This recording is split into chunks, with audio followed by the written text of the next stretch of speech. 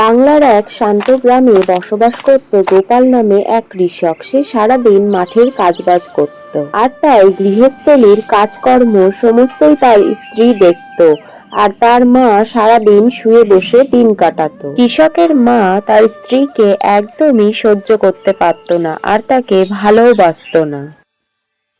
কি রে গোপাল, এত সকাল সকাল তুই ডেকে পাঠালি? কোনো দরকারি কথা আছে নাকি?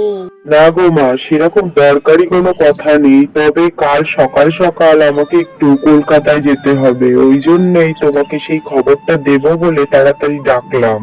কালই যাবি বাবা? কদিন বাদে গেলে ভালো হতো না?